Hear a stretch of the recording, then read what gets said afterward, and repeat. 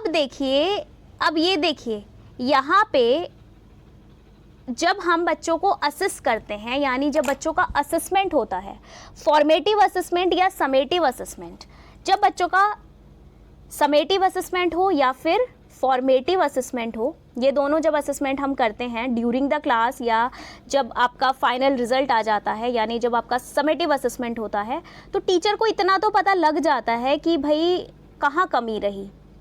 तो जब टीचर उसको टेस्ट कर लेता है उस टीचिंग लर्निंग गैप्स को कि कहाँ कमी रही, हमारे पढ़ाने में कमी रही या उनके सीखने में कमी रही, उनका जब पता लगा लेता है तो उसको डायग्नोस्टिक टीचिंग कहा जाता है। आप डॉक्टर के पास जाते हो, ठीक है, आपने देखा होगा जब किसी को कोई प्रॉब्लम होती है तो डायग्नोस्टिक लैब होती हैं, है ना। डायग्नोज होता है, जैसे कहते हैं ना किसी का कैंसर डायग्नोज हुआ है, किसी को किडनी ट्रबल है तो वो डायग्नोज हुआ है, तो उसमें जो टेस्ट हमारा होता है, तो उसमें जब हम टेस्ट कराते हैं तो तब हमें, जब हमारी रिपोर्ट आती है फाइनल, तो हमें पता लगता है कि हमारी कमी क्या है, मतलब हमारे अंदर क्या कमी हो गई है। जैसे आप सपोज़ करो आपने LFT कराई यानी कि लीवर फंक्शन टेस्ट, या KFT कराई किडनी फंक्शन टेस्ट, डॉक्टर ने आपको रिकमेंड किया कि ये टेस्ट आप करा लो। जब आप टेस्ट करा लेते हो, फाइनल रिपोर्ट डॉक्टर देखता है ना, तो वो डायग्नोस्टिक लैब्स होती हैं जहाँ पे ये चीज़ें टेस्ट की जाती हैं।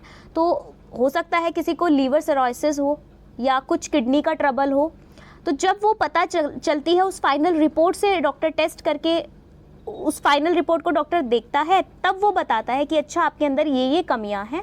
फिर वो आपको रेमेडी देता है ना, फिर वो आपको क्या करता है, दवाई देता है।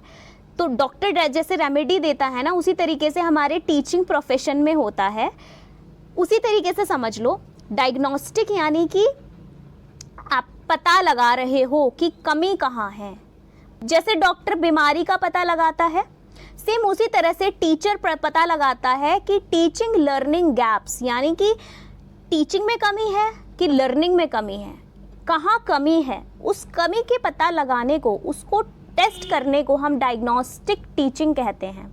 और इसे टेस्ट करने के बहुत सारे मेथड्स हो सकते हैं, वो आप खुद सोचोगे। आप टीचर बनने जा रहे हो, आपको खुद सोचना है कि भाई मैं कैसे पता लगाऊं कि कहाँ कमी रही।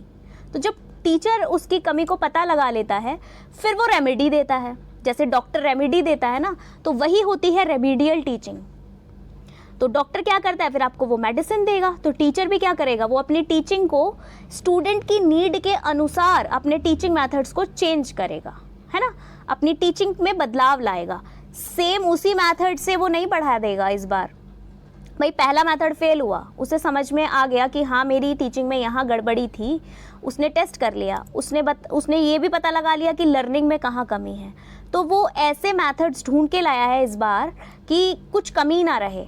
तो वो उनको दूर करने की कोशिश करेगा और वो स्टूडेंट की नीड के हिसाब से, उनकी रिक्वायरमेंट के हिसाब से वो अपने टीचिंग मेथड्स में बदलाव लाएगा और फिर उन मेथड से वो उनको पढ़ाएगा। तो वो होती है रिमीडियल टीचिंग। इस टीचिंग में कभी भी टीचर अपने पुराने मेथड्स को रिपीट नहीं करता, रिपीटिशन अलाउ नहीं है, क्योंकि अगर वो रिपीट कर दे पहला ही मेथड जिससे कोई फ़ायदा नहीं हुआ था, जैसे डॉक्टर है ना, डॉक्टर दवाई देता है, पहली दवाई से आपको आराम नहीं लगा, दूसरी दवाई से लगेगा, तीसरी से लगेगा, तो डॉक्टर चेंज करता है ना मेडिसिन आपकी।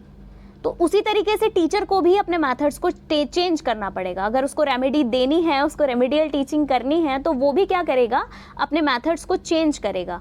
अब बच्चे हैं, हर बच्चे में अलग अलग भाई इंडिविजुअल डिफरेंसेस हैं, हर बच्चा अपने में अलग है, अलग तरीके से समझेगा। अब ऐसी पेशेंट्स का होता है, पेशेंट्स में क्या होगा, अलग अलग बीमारी होगी, किसी को कोई दवाई सूट करेगी, किसी को कोई दवाई सूट करेगी। तो टीचर भी जो रेमेडी देगा अपने हर एक स्टूडेंट को अलग अलग देगा ना, कि भाई कोई कैसे समझेगा, कोई कैसे समझेगा। तो वही होती है रेमेडियल टीचिंग। अब इसमें क्रिएटिव टीचिंग वो करने की कोशिश करेगा कि बच्चे को इंटरेस्ट आए, बच्चे बोरियत फील ना करे और अपनी टीचिंग को बहुत क्रिएटिव बनाने की कोशिश करेगा। ठीक है,